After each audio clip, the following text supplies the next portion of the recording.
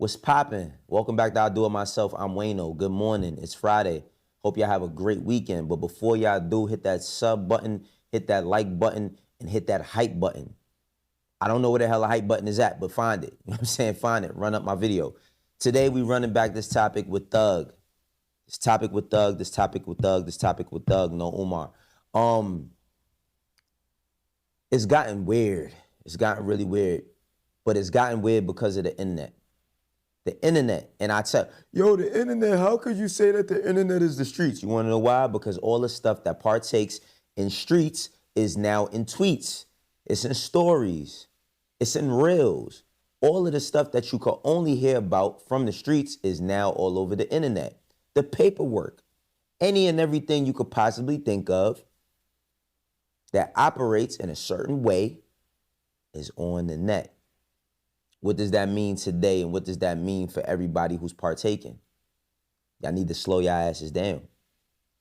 Thug and Ralo have been going back and forth, back and forth, back and forth. Ralo said a long time ago that him and Thug used to get into it, and they used to have some situations where he used to try to harm him. I'm going to just put it like that. Try to harm him. And this is why I keep telling y'all the internet is the streets, because there's nothing sacred that can be held off of the internet. However somebody's feeling, they're going to let you know in their story, in their captions, in their reels, in their posts. Trust and believe, if you do not think that the streets is alive and well, you ain't on the right timeline. Now, I'm not going to run this topic into the ground, so don't worry about it. We talk about a variation of things over here. We talk about music, we talk about real life situations, but we're not going to run this into the ground. You know what I'm saying? This is not for me to stay within the algorithm. I'm just talking about the things that affect me and how I see them. I see these two brothers. I see that they got a lot of love in Atlanta. A whole lot of love in Atlanta. When Ralo was coming home, people were celebrating him. So many people were celebrating him. So many people was happy for him to come home, to beat the odds, to not, have to serve out some crazy sentence. With Thug, I felt like Thug could have had the greatest comeback, one of the greatest comebacks in music history based on his story. None of that's happened for none of them. I don't think either one of them have taken grasp of the opportunity that they had to come home, because they still feel tied or compelled to the streets. They still feel tied to talking about street activity and clearing their names in the streets, because I get it. If that's where you come from, I get it. But that's not all y'all know. That's not all y'all know. Y'all niggas done made millions of dollars. Legally, though. Legally. Y'all don't live on the blocks that all of this started on, or where y'all caught them charges. Y'all not even living there. Y'all not even in them environments no more. But them environments got a hold of y'all badly, my nigga. Badly. I don't mean physically. I mean mentally, man. You cannot break them out of this mentality. And listen, it's a lot of defense going on. Everybody playing defense. So I understand people defending their names. But it's no way possible that y'all ever gonna break into something else, because to me, this is gonna end bad. And I'm not wishing for nothing. I'm not wishing for nothing bad to happen. I'm just going by history. I'm going by history. First of all, one of the rules that y'all should know when it comes to the streets, and you call somebody out of their name concerning them being an informant, a rat, you know what I'm saying? Them doing any type of frivolous activities with the same sex. I'm talking about from the streets. I'm not knocking nobody's personal life. So please don't try to clip this up and be like, yo, Wayno don't support. It's not about that. If you get put on a task and you don't take flight, I'm saying if you freeze up in that moment, these are the things that bar you, that kick you out the whip. For the real rights, you know what I mean. For the civilians, it means out the gang. These are the situations that put you into a higher status if you comply. Well, not comply. If if you operate outside of all of the bullshit that I just said, and you stand 10 toes, as they say, now the award you get is another old nigga that ain't never did nothing with they self telling you how great you're doing. How great you're doing. How much you put on for the hood, for the set, for the block. The blocks that niggas don't own nothing on. Not just Thug and Ralo. Because the Ralo own a bunch of shit. He been owning his project. I'm not Ralo. If you see this, it ain't that. All right? I ain't copping no pleas. I just don't need no extra nothing with me. Trying to explain something to the younger brothers and the younger sisters out here that know better but don't do better. All of the things, all of the statuses that you could possibly get, all of the notoriety that you could possibly get in the streets is never going to help you. It's going to hinder you. It's going to hinder you. The same way how you could have been the kid that could jump from the free throw line, you know what I mean, and do a 360 windmill dunk, and you never went to the NBA because you never cashed in on that potential. You could be the same when it comes to this rap shit or the street shit. You know what I'm saying? The thing about the streets is that it's a nasty cycle. It's a nasty cycle that pits us against one another and continues to eat us alive, no matter how many generations we see. I'm 42 years old. 42 years old. When I was around 13 is when I really started being outside. And it was kids younger than me going to jail. I've seen the generations under me go to jail. I've seen my generation go to prison and lose their lives. I've seen the generation above me, the generation above them, the generation above them. And now I'm starting to see the babies, fall victim to all of this bullshit. And you know all we could keep talking about is who did what and who's righteous but who ain't, based on what they did or didn't, behind the wall, on the block. So, what is it worth? Nothing. Let's get into the tweets, though. Now, before we get to the tweet,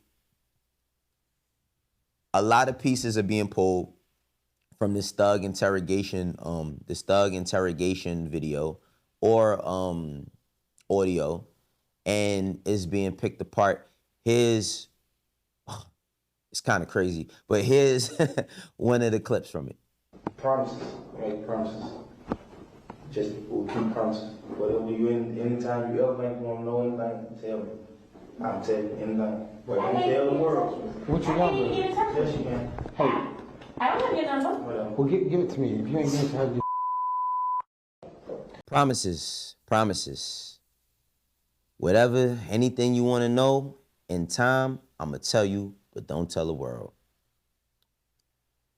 Now listen. What's the context behind any of this? What's the context behind Thug saying what he's saying in this audio? What's the context behind him saying that, yeah, we sell Lil Wayne weed? What's the context behind any of it? It doesn't matter. The perception is looking gray outside, and when it's looking gray outside, people believe it's gonna rain. And I ain't gonna lie, it's raining like a motherfucker right now. It is. It really is.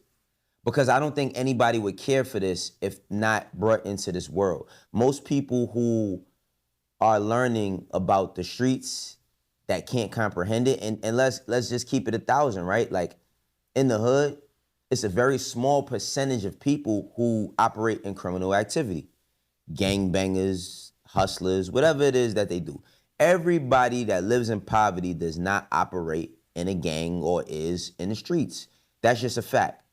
It's a very small percentage, but around, let's just say specifically America or the towns or wherever you at, make up a certain level of population in the prison system. Now that prison system is an industrial complex that still enforces slavery. I just seen a video the other day of some guys picking cotton. Now, the thing about that is, if you're a criminal, you're gonna get what criminals get. That's just how shit go, right? That's just how things go.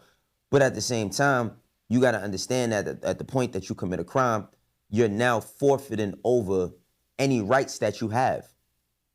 You know what I'm saying? You forfeiting any rights that you have. So that's why I said what's the context behind it, because This doesn't lead to anything conducive to our way of life.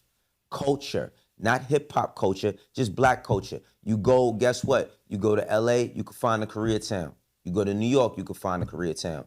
You go to New York, you can find a Little Italy. I'm pretty sure if you go to Oklahoma, you can find a Little Italy. You can find Chinatown. Black people, we don't have no culture in the hood that is conducive to our living. Does that mean that all black people are the same? No. Generally, what it represents, that street level culture, that street shit that everybody live and die by, is a disease. And this disease keeps on infecting. This disease, it's a parasite that's been growing and continues to grow.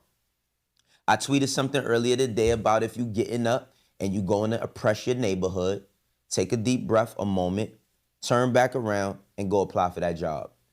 And of course, I said it on Twitter, or X, right? I said it on X. So I was immediately greeted with someone who says some shit like, yeah, but the police do. What the fuck is y'all niggas talking about, man? Let's make some rational sense.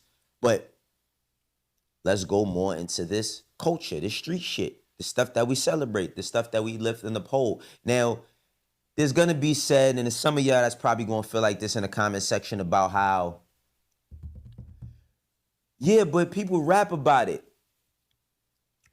Yes, people do rap about the streets, but are we so ignorant that we cannot differentiate what we want entertainment value-wise versus actual factual? Now, everybody wants this actual factual shit, but we have so many examples of why the actual facts and all that real nigga shit and all that bullshit that people stand on is a detriment to our people and our culture that we lack. You know what I'm saying? Because when kids is doing good, then they squares and they this, and you find all of these condescending, passive aggressive words to define them. And then when they turn into young men or women, you find the same words. But the niggas that's standing on the table doing bullshit, that's the lit shit. You know how many niggas I see standing on tables that I know is broke? That I know is renting cars from my man that got the cars? Oh, what up, Stan? You know what I'm saying? You know how many people I know that's living that type of life? But guess what? Guess what? A lot of these niggas got this Cinderella story in their mind, or what they think, how they think it should be all glamorous and all that, and it's not. But let's get back to the tweets. So Thug and Ralo is going back and forth, right? And Ralo posts some paperwork and it says, well, bitch, I lied to the feds for real, and you still called Lil Baby and told him to cut me off because I wasn't right. So now you going to have to go through what me and Gunna went through. And we waiting on that gospel album, twin. Now, this is a reference to Thug saying, yo, if you snitch, you just got to go do gospel. Right? Thug responds, of course. He says this motion got filed because the detective lied and said I made a statement in the back of a police car, stupid. That never happened. Again. The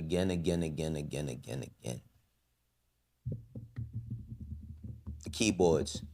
Y'all niggas on them keyboards heavy.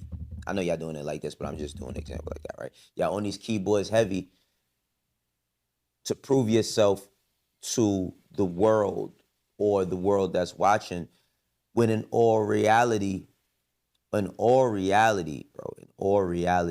if anything happens to either one of y'all, people generally don't care. Your loved ones do. I'm saying your loved ones do. Your close family members will. But they don't really care. They want to see crash outs. Jadakiss said, whole front row black dresses and mock necks. After that, they gonna throw a party and pop X. And he meant it. People was gonna sob. Now, listen.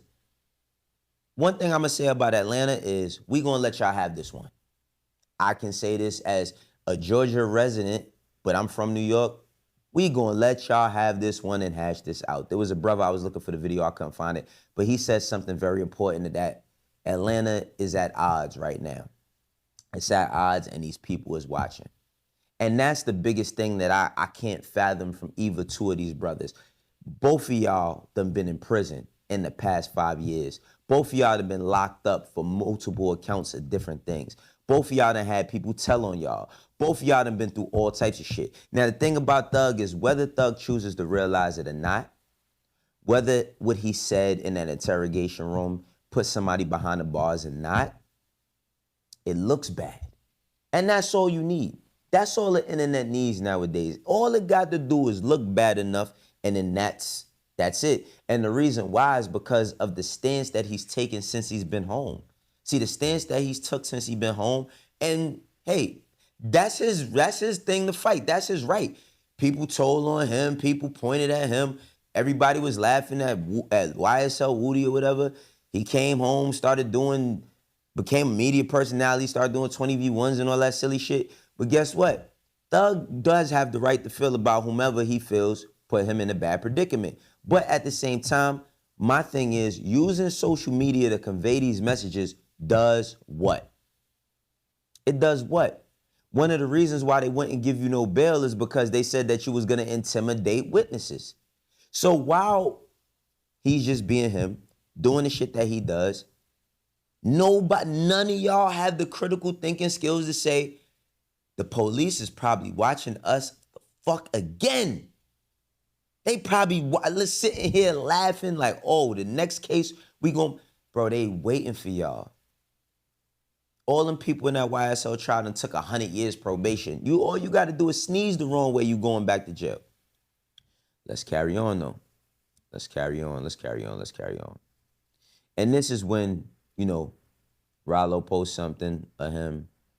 And well, that last tweet that I read off, right? So Thug responds to that. He says, see, the difference between me and you is, one, your friend said you didn't lie. You actually told on real people. You said that somebody actually did something that they was arrested for. I made an honest mistake saying that we sold Lil Wayne weed to try to prove to the detectives that we wasn't beefing with him. Listen, brother. That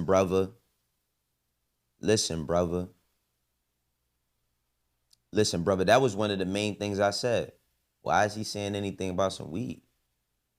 See, the fact of the matter is, kids, if y'all watching this, if you on the block, if you just got put on the hood, if niggas is asking you to put some work in this Friday, turn all that shit down.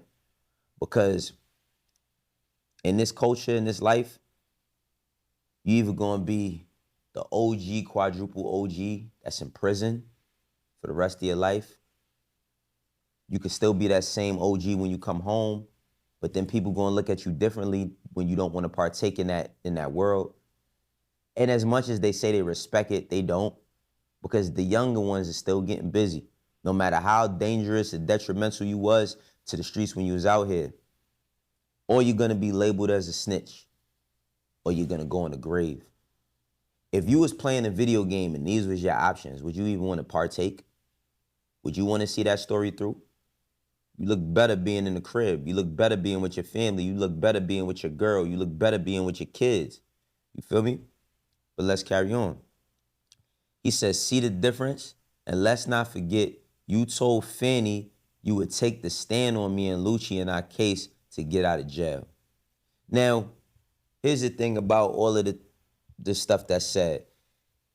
Anything's believable based on who music you listen to the most, which Lucci, out of everybody, is possibly on the lower tier of people's music in the case of not Lucci, excuse me, Ralo is on the lower tier between the Thug, Lucci, and him. What is it worth? What are y'all doing? I feel like if y'all man enough, y'all niggas just get up and fight, straight up. And this is not me saying that y'all not men, but come on now, y'all. What is y'all doing? What are y'all doing, man? Both of y'all could be y'all could really be doing 100 years. Y'all do not have to be friends. Y'all do not have to be friends, but y'all gotta coexist. But the thing is, the problem that everybody has with everyone is what Thug said. I made an honest mistake. Gunna said the DA did some funny shit. Was that not an honest mistake? If his testimony or what he said didn't put anybody behind bars, and couldn't put anybody, in any predicament and it wasn't used, then what's the big deal? Because to me, this is very detrimental too. This is very detrimental too. Now, it's all schematics, right? Like, did any of the stuff that he said literally affect anybody's cases? No, but it looks really good. It looks good for the person that can't stand Thug and is like, where's the album? You keep talking about all this snitch shit. Where's the album? They not trying to hear nothing. Like, I'm be the first one to tell y'all, they don't want to hear nothing. But they looking at the hypocrisy. They're saying, how in the world could you possibly say that you made an honest mistake, but what Gunna did ain't an honest mistake? Now, here's the thing about Gunna. Gunna ain't said nothing. He actually announced that he's, the One Club. Now, I mean, the One Club, he's doing his 5K walks. Gunna's promoting health, fitness, and wellness. Gunna hasn't been too concerned. He's been concerned. I mean, it's impossible to act like the noise ain't around when it is. He's definitely concerned, but he's not showing no falter. He's not even partaking, really. He might throw a sub here or there. You might find something in something, but Gunna ain't worried about that. What he's worried about is what he got going on. And I think that for a Thug, for a Ralo, for a Lucci, I mean, Lucci ain't had nothing to say to none of these niggas or about these niggas either. There has to be some sort of level that y'all come to where y'all like, bro, what are we doing? What are we doing? Because I'm going to keep it 100. Y'all niggas is old now. Y'all not the young guys that y'all once were 10 years ago. Rap isn't an old man. I mean, it isn't a young man sport. Rap is a skill sport. You know what I'm saying? But it doesn't look bright for the city. Now, like I said, if you from New York, you from LA, you from Jersey, and all that, we gonna let them handle this one, right? Like, we gonna let them do their thing. We gonna mind our business. We gonna let them do their thing. This is an Atlanta thing, and they'll work it out. This is how I do it myself, y'all. For the ones that rock with me, know how we doing. For the ones that don't, eventually will. I'll catch you on the next one. Peace.